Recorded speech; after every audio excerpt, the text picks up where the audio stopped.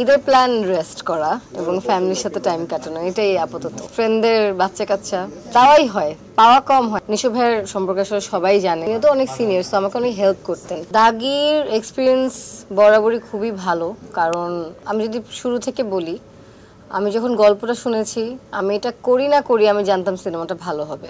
এবং শিহাব শাহিনের মতো ডিরেক্টর, নিশো ভাই আছে এখানে কাস্টিংয়ে, তমা আছে এবং অনেক সিনিয়র সিনিয়র আর্টিস্ট আছে যারা আসলে নিজেদের জায়গায় খুবই দক্ষ। অ্যান্ড পুরো টিমটাই এত ভালো ছিল যে কাজটা না ভালো হওয়ার কোনো উপায় ছিল না আমার মনে হয়। সো আমি যে ক্যারেক্টারটা প্লে করেছি তার নাম লিখন। লিখন যে চরিত্রটা, এটা অ্যাজ অ্যান আর্টিস্ট আমার অনেক আগের থেকে থাকে না, লিস্টে থাকে যে এরকম একটা ক্যারেক্টার আমি করতে চাই। সো ওইটা একটা বিষয়। আবার এই সিনেমাতে আমি এই ক্যারেক্টারটা প্লে করতে পেরেছি, এই সিনেমার অংশ হতে পেরেছি। So I feel that I am very lucky and blessed.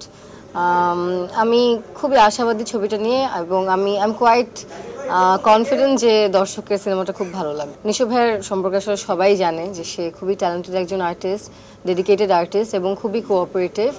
And আমার ওনার সাথে কাজের এক্সপিরিয়েন্স খুবই ভালো। ভাইয়া সবসময় কাজে মানে শুটিংয়ের সময় আমাকে ছোট ছোট জিনিস আছে না, যে উনিও তো অনেক সিনিয়র, তো আমাকে অনেক হেল্প করতেন।